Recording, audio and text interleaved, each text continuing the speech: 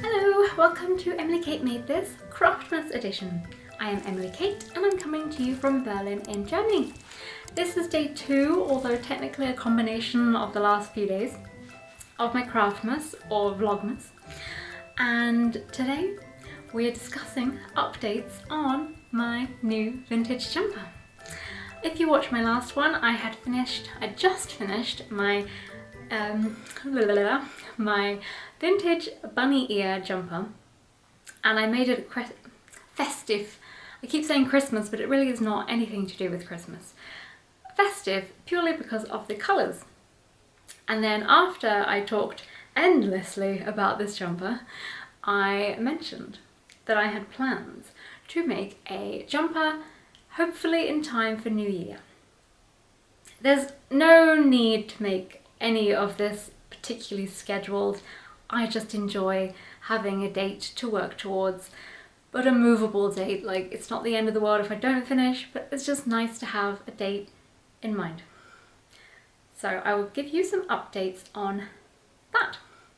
I haven't spoken all day and now my throat has decided, talking, you don't need to talk. So I did try to record little snippets of my progress on my Star Serenade jumper. It's a 1940s pattern and it's originally from New Zealand. I can't share it unfortunately because I don't own the pattern, and I downloaded it from a vintage knitting group on Facebook, but they're not accepting any new members at the moment and you're not allowed to share outside of the group, so sorry. You might be able to find the pattern on Etsy or somewhere else online because lots of people do have these patterns. But my progress. I decided to make it super complicated, and I basically wanted to get started on the fun part right away. There's a nice colourwork chart on the front, and that's what I wanted to knit so that I could see that the gauge was going to be fine and everything would be hunky-dory. And I also wanted to get the complicated part out of the way so that I could knit just plain stockinette knitting in one colour while I am on the aeroplane and hanging around at my parents' house over the next week. So I then decided I don't want to knit this flat. I want to try steeking the armholes. Usually I like to research heavily on what I'm doing and then dive in. But no, this time I just completely made it up. The pattern is a typical vintage pattern where it just says cast on, blah, and knit. But it did give a chart and it did say how many stitches and how many rows. Then it just says knit the front, knit the back like the front. But I'm not sure if it actually means also to knit the chart. It doesn't specify to knit the chart, but equally it could have the chart, so I basically knitted it in the round and put the chart on the front and the back. And because the stitches are exactly the same on the front and the back for that one section, I just did 2 extra columns of 5 stitches, so steek stitches, and then I decided after that I would knit the pattern as per pattern. I did then discover that it's not that easy. I usually follow Squidney's calculations, and she'll say that from measurement, like just at the— wow, I did not explain that correctly at all. Basically there are 2 measurements that I needed. One is from one armpit to the other, aka the high bust, and the other one being the depth that you need for your yoke, so from your shoulder seam to your armpit, so that your yoke will be the correct size. And you always work from the bottom, so you can always determine how far up, and the pattern does, the Squidney's general recipes instruct you at this point, at this many centimeters or inches, do this. But of course I had none of this leeway with this pattern because I had exactly this many rows to knit at that many stitches. So I am desperately hoping that it worked out, because knitting a hybrid completely threw me.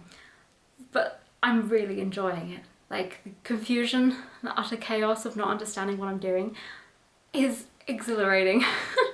I can feel my brain work and have to figure stuff out.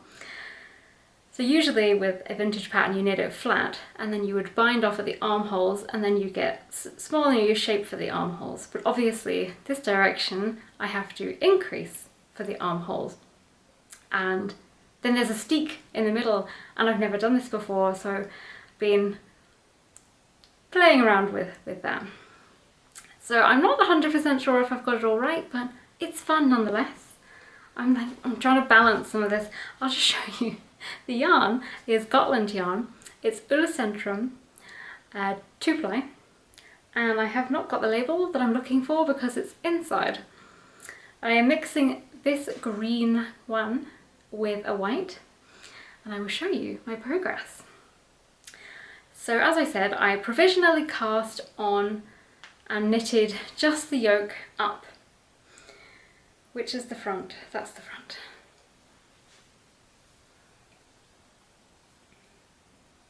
It's currently on a smaller cable. I need to move it onto a bigger one, but I'm desperately hoping that it's fine.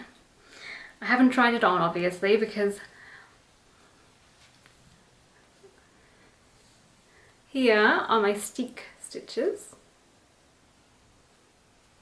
and the same on the other side. So I'll run it through my sewing machine. I'll decide if I do the crochet method or not. I'm not sure. I did it before on my Maya cardigan. I didn't really like it, and I don't know if I did it right.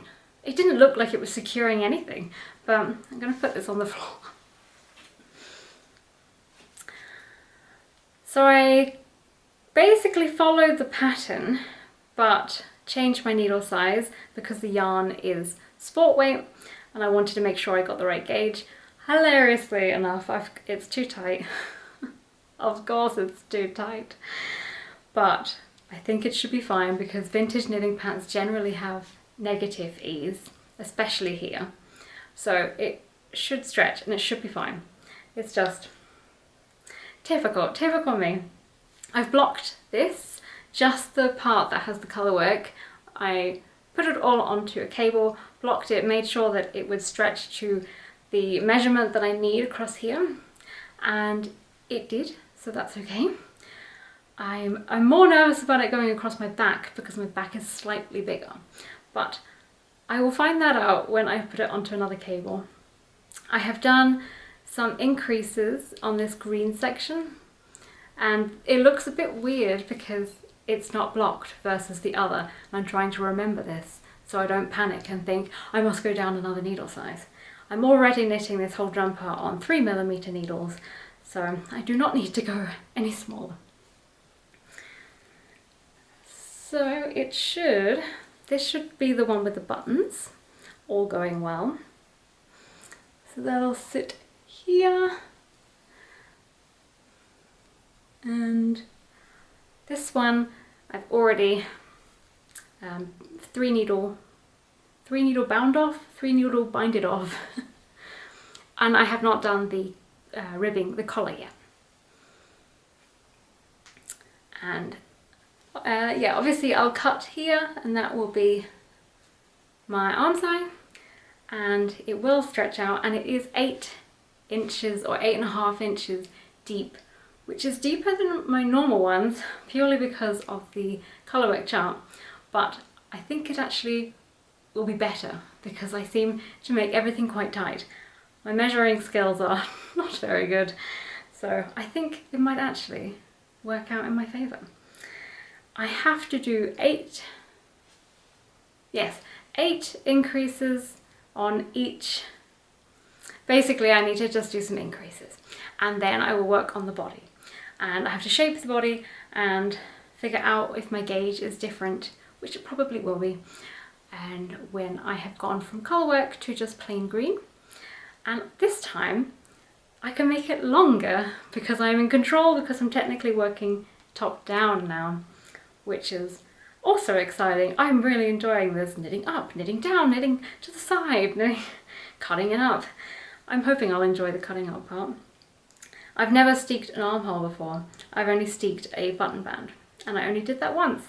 So I'm going to bind off the steek at some point soon, and then I can seam in the gap. Yeah, like I said, I could look up how to do it, but will I? No, I'll just wing it and have fun. Because when I start Googling and researching, that's when I completely just procrastinate doing the thing, and then I don't do it, then I panic about it, and it's just knitting. It's just knitting. It's fun, and I can use my brain and see if this works or not. And so far, so good. And it looks beautiful.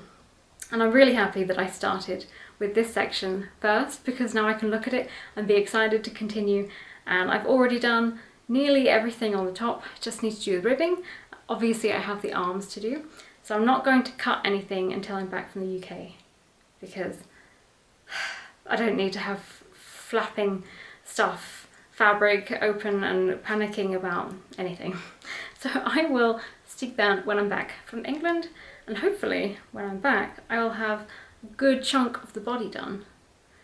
If I'm lucky, I could get the body done and give my mum the ribbing, but that could be pushing it, because if she doesn't finish the ribbing, our gauges will be very different, and then, yeah, maybe not.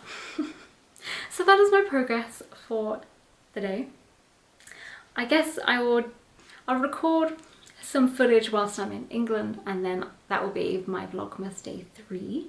Hopefully I'll have some fun stuff to record. We're going to a few nice places, so I will bring my phone, so the quality of the footage won't be as good, but it won't be like, ugh, which is how a lot of my footage in Sweden was, because this camera apparently just does not have image stabilization, even though it's supposed to. So maybe the footage won't be so bad. Anyway, I'm rambling now, so I'm going to go continue to pack, get myself organised, and I will update you on this later. Okay, bye! Hello, I forgot to mention my jumper that you can't actually see. That's problematic. This is my first Christmas jumper that I ever made, and it's a merge, it's a combination of a few things. And the first part is a tulip jumper. Then I use the Stone Charts Christmas pudding pattern to go around the bottom. And then I use the tulip jumper from Melody Hoffman to do the tulip, the scalloped edge part, so that it would look a little bit like when you pour cream over a Christmas pudding. And I think it's super fun. It's very like tacky, trashy Christmas, like ugly Christmas jumper, but I love it. Let me see if I can stand further back. There we go, and some Christmas leggings.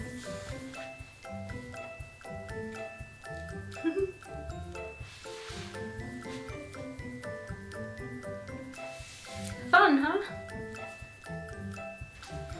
Hello, and then I just cut off and didn't record anymore. So thank you for watching, and I will see you when I'm back from the UK. Bye!